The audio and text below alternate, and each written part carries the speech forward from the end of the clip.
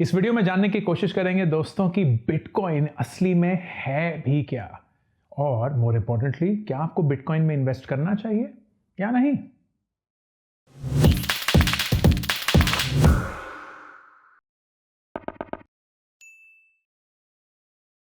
हाल ही में as an investment asset bitcoin काफी चर्चित है। इनफैक्ट 2020 का top 3 searched keyword on Google है व्हाट इज बिटकॉइन, और इसी सवाल का जवाब मैं इस वीडियो के थ्रू देने की कोशिश करूंगा। बिटकॉइन समझने के लिए मुझे आपको थोड़ा सा पीछे ले जाना पड़ेगा to the concept of money, पैसा। इसको समझने के लिए फर्ज करिए कि दुनिया में सिर्फ 2 लोग हैं, एक इंसान जो गेहूं उगाता है और एक इंसान जो गाय को चरता है। उन्होंने ये डिसाइड किया है कि अगर गाय से जो दूध निकलता है उस 1 ग्लास और 1 किलो गेहूं की कीमत सेम है, तो एक बार्टर चलता है। जब दूसरे इंसान को दूध पीना होता है तो वो 1 किलो गेहूं दे देता है, जब इंसान को 1 किलो गेहूं चाहिए होता है तो वो 1 ग्लास दूध दे देता है, एंड जिंदगी एकदम सुख शांति से चल रही है। और फिर एक दिन आता है जब एक इंसान पूछता है यार तुम्हारे में मक्खन है क्या, तो ना यार मक्खन तो मेरे पास नहीं है। तो ओहो, क्योंकि मेरे पास दूध के ग्लास तो हैं लेकिन मुझे मक्खन चाहिए था, मुझे गेहूं नहीं चाहिए था। And now you can see कि ये जो बार्टर का सिस्टम है कि 1 किलो गेहूं is equal to 1 glass of milk, वो ज्यादा देर तक काम करेगा नहीं। तो एक जरूरत थी एक स्टैंडर्ड की, एक ऐसा स्टैंडर्ड जो हर एक इंसान समझता था, जानता था और एक्सेप्ट करता था। तो बहुत ही जल्दी इस बार्टर के चलते अलग अलग स्टैंडर्ड्स आने लगे, and most of those standards were centred around metals, and सोना then suddenly became the default. और उसके चलते हर एक चीज की एक कीमत है in the terms of gold, but that's also complicated. क्यों?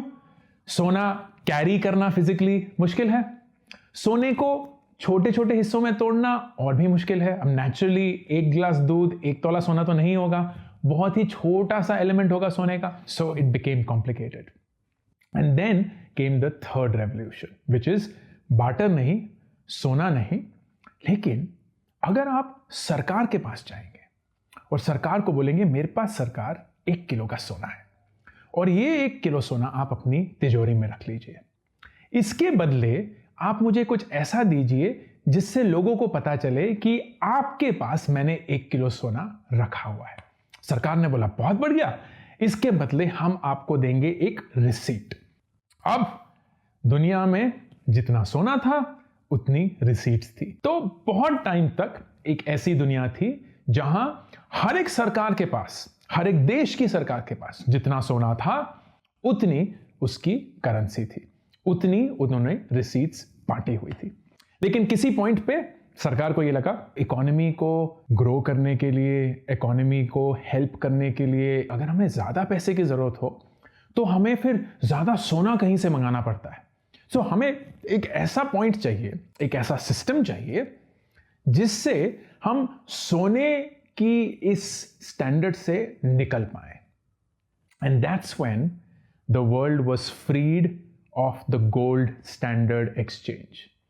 एंड अल्टीमेटली सरकार ने ये बोला कि जो मैंने आपको रिसीट दी है वो आप मेरे नाम पर ले लीजिए। अगर मैंने बोला कि आपके पास एक 100 रुपए का नोट है तो मैं वादे से आपको बोलता हूं कि ये 100 रुपए का नोट है। And that is why when you look at a currency note, बहुत इंटरेस्टिंग है, पता नहीं आपको ये पता है कि नहीं, हर एक करेंसी नोट पे, और ये 10 रुपए का है, कोई भी आप ले सकते हैं, लिखा होता है मैं धारक को 10 रुपए अदा करने का वादा देता हूं, signed by the governor who is basically the head of the reserve bank of India, जो हमारे देश का सेंट्रल बैंक है। वो नोट जो आपके पास है is simply a measurement of trust, and that is how the world functions.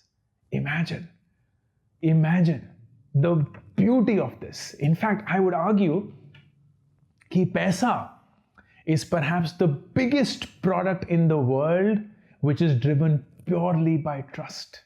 Purely by trust. इस पूरी चर्चा का conclusion क्या है?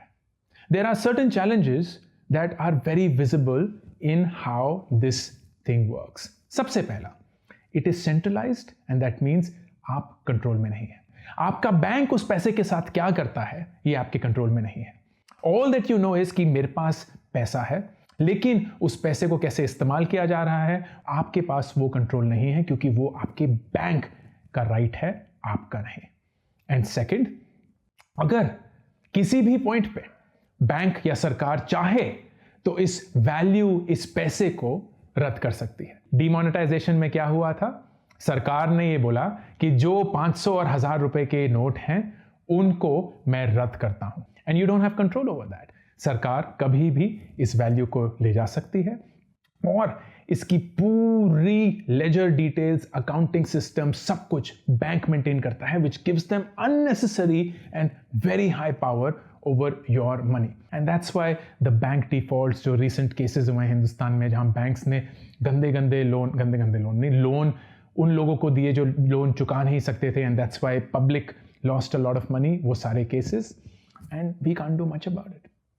एंड दैट्स व्हाई बिटकॉइन एक ऐसी करेंसी जो कि कोई ओन नहीं करता, वो सेंट्रलाइज्ड नहीं है, वो डिसेंट्रलाइज्ड है और वो ट्रांसपेरेंट है. You are the only one who controls your money. You're the only one who knows who you can give it to and why and how and when. And कोई भी इस चीज को सेंट्रली ओन नहीं करता है. अक्टूबर 2008 में एक रिसर्च पेपर लिखा था एक इंसान ने जिसका नाम है सातोशी नाकामोटो. कोई जानता नहीं है कि सातोशी नाकामोटो कौन है.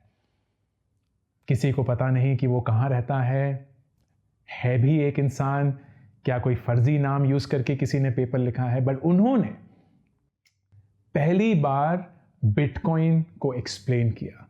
एक ऐसा कॉन्सेप्ट जो कि डिसेंट्रलाइज्ड होगा, फुली ट्रांसपेरेंट होगा. And how will it work? It basically says कि जैसे आपका पास एक यूपीआई एड्रेस होता है, वो आपका एक यूनिक एड्रेस है और उसका एक पिन है या एक पासवर्ड है, वैसे ही आपका एक बिटकॉइन एड्रेस है. वो यूनिक है, आपके लिए अटैच्ड है और उसी के साथ आपका एक पासवर्ड है. और जब आपके पास बिटकॉइन होगा तो आप उस एड्रेस से और उस पासवर्ड से किसी को भी किसी भी पॉइंट पे बिटकॉइन में पे कर सकते हैं by transferring the bitcoin to their bitcoin address. जैसे यूपीआई काम करता है, बिल्कुल सिंपल. बट फर्क ये है कि जब आप वो ट्रांजैक्शन करते हैं तो दुनिया में लाखों कंप्यूटर्स में वो ट्रांजैक्शन स्टोर हो जाती है at the same time, which means there is no central authority जिसके पास वो रिकॉर्ड है कि ये ट्रांजैक्शन हुई है.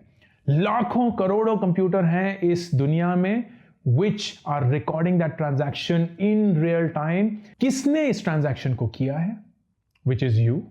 और आपका एड्रेस कभी भी किसी को पता नहीं चलेगा. कोई भी किसी भी ट्रांजैक्शन को कभी भी एक्सेस कर सकता है. They can't do anything to it. They can't change it, delete it, edit it, but they can see it. And जब वो देखते हैं, they still don't know कि ये किसका है और किसको गया है. ये ट्रांजैक्शन अब फॉरएवर एंड फॉरएवर लॉक्ड है. सो बिटकॉइन एक बहुत ही इंटरेस्टिंग करेंसी है एंड इसको आप एक करेंसी के रूप में ही देखिए. जैसे कि यूएस डॉलर है, इंडियन रुपी है, वैसे ही बिटकॉइन है. बट वो डिजिटल है, कोई उसका फिजिकल रूप नहीं है, and it is decentralised and it is completely transparent. Now the important question कि बिटकॉइन का प्राइस इतना हाई क्यों है? एंड इसके दो रीजन हैं. सबसे पहला, bitcoins are limited. Bitcoin is only 21 million in number. मतलब किसी भी पॉइंट पर इस दुनिया में सिर्फ 21 मिलियन बिटकॉइंस ही होंगे. द गुड थिंग इज कि बिटकॉइंस के बहुत छोटे छोटे हिस्से हो सकते हैं क्योंकि ये डिजिटल करेंसी है. तो आप किसी को 0.000003457 बिटकॉइंस भी ट्रांसफर कर सकते हैं. Which means 21 million is the limited number, लेकिन उसके छोटे छोटे हिस्से हो सकते हैं. अगर Bitcoin as a currency becomes something that is used frequently, used at scale, तो उसकी वैल्यू बढ़ेगी. जैसे कि रोजमर्रा की जिंदगी में आप देखते हैं कि US डॉलर की वैल्यू गिरती है, बढ़ती है, गिरती है, बढ़ती है।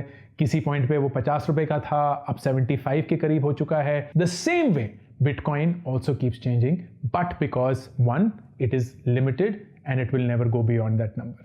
Number 2 is speculation. स्पेकुलेशन का मतलब यह है कि लोगों को लगता है कि इसकी वैल्यू बहुत बढ़ने वाली है। ऐसा नहीं है कि बिटकॉइन अभी बहुत सारे लोग यूज कर रहे हैं। हाँ, बहुत सारे बिजनेसेस हैं जो बिटकॉइन को एक्सेप्ट करना शुरू कर चुके हैं। बहुत सारे ऐसे लोग हैं जो बिटकॉइंस में ट्रांजैक्ट भी कर रहे हैं। In fact this is a fun fact, ये शायद मेरे 2009 की बात है। एक लाजो नाम के इंसान थे और उन्होंने एक पोस्ट लिखा था, आप उसको स्क्रीन पे देख सकते हैं अभी। और उस पोस्ट पे उन्होंने बोला था कि पिज्जा के लिए मैं 10,000 बिटकॉइन देने के लिए तैयार हूं। बिटकॉइन की शुरुआत ही हुई थी, उसकी वैल्यू कुछ भी नहीं थी, तो उस पॉइंट पे उन्होंने उस पिज्जा के लिए 10,000 बिटकॉइन दिए। आज उन 10,000 बिटकॉइंस की वैल्यू $300 मिलियन है। 2100 करोड़। लास्ट बार बोलूंगा, 2100 करोड़। सॉरी। तो स्पेकुलेशन है। मैंने याद है बिटकॉइन करीब $9,000 का लिया था जब एक बिटकॉइन $9,000 का था। इस वीडियो को शूट करने के टाइम पर वो बिटकॉइन की कीमत $31,000 हो चुकी है, विच मीन्स ऑलरेडी दाम 3 गुना बढ़ चुका है। ऐसा नहीं है कि मैंने कभी भी बिटकॉइन यूज किया है किसी भी चीज को खरीदने के लिए ना, I am just holding it. So सवाल यह है कि आपको क्या इसमें इन्वेस्ट करना चाहिए या नहीं। My suggestion is very very clear. अगर आपने इन्वेस्टिंग अभी शुरू ही करी है और you have limited funds, then bitcoin is not the asset for you. बहुत आसान है दोस्तों इसके ट्रैप में आना कि बिटकॉइन से जल्दी पैसे बनेंगे और बहुत छोटे ही टाइम पे या बहुत कम टाइम में आप बहुत अमीर बन जाएंगे। It is absolutely the same mistake जो लोग स्टॉक मार्केट पे भी मारते हैं। जब आप कहीं इन्वेस्ट कर रहे होते हैं, you do it with the conviction कि ये एसेट आगे बढ़ेगा। बिटकॉइन अभी भी उस कन्विक्शन के लेवल पे नहीं पहुंचा है, definitely not for an early investor. तो अगर आप एक अर्ली इन्वेस्टर हैं तो मेरा बहुत बहुत क्लियर सजेशन यही रहेगा कि आप म्यूचुअल फंड्स में डालिए, स्मॉल केसेस पे डालिए, डायरेक्ट स्टॉक्स में डालिए, प्लीज एफडी मत करिए। How to invest in your 20s video मैंने बनाया है, उसको चेक करिए। अगर आपके पास एक्स्ट्रा पैसे हैं, थोड़ा सा सरप्लस अमाउंट है, तो अपने पूरे पोर्टफोलियो का नो मोर देन 10% आप बिटकॉइन में डाल सकते हैं। That to make it periodic, क्योंकि बिटकॉइन एक बहुत ही हाईली फ्लक्चुएटिंग करेंसी है। उसको टाइम करने की कोशिश मत करिए कि जब गिरेगा तब लूंगी, जब बढ़ेगा तब बेचूंगी and something. You have to be consistently disciplined about it. हर महीने जब भी आप इन्वेस्ट करते हैं उस पॉइंट पे what ever is the price of the bitcoin, आप अपना 10% एलोकेशन उसमें डालेंगे and you can buy it. Where do you buy Bitcoin from? Hindustan में बिटकॉइंस को खरीदना अब लीगल कर दिया गया है, which is good news. There are lots of platforms. मैंने personally Wazir X यूज किया था, but this is not a paid promotion, so you can use several others. CoinSwitch है, Nuo है, और मुझे नहीं पता, अगर कोई भी और हैं तो प्लीज कमेंट सेक्शन में लिखिएगा so that others can also know. बहुत सिंपल होता है, आप अपने KYC के प्रोसेस को कंप्लीट करते हैं, फिर अपने बैंक के थ्रू पैसे अपलोड करते हैं, क्योंकि अल्टीमेटली अभी बिटकॉइन खरीदने के लिए पैसे तो चाहिए ही, and then through that you buy the bitcoin. जब आप वो बिटकॉइन खरीद लेते हैं तो then you have the unique bitcoin address and you are the owner of that bitcoin. अब बिटकॉइन की दुनिया में आपकी आइडेंटिटी एनोनिमस हो चुकी है। No one knows who this address belongs to. It is simply floating in the universe. Every system in the bitcoin network is aware of it. Everyone has a copy of it, and that's the beauty of it. That's the power of this decentralized currency. कोई भी सवाल अगर bitcoin पे है जो कि इस video में मैं आंसर नहीं कर पाया हूं तो प्लीज कमेंट सेक्शन पे मुझसे पूछिए। I will try my best to answer it. Expert नहीं हूं, लेकिन आपके लिए रिसर्च करके डेफिनेटली उस सवाल का जवाब दे दूंगा। अंकुर वारिको साइनिंग ऑफ। अभी के अभी इस चैनल को सब्सक्राइब करिए ताकि अगर कोई भी नया वीडियो आए आपको उसके बारे में पता चले।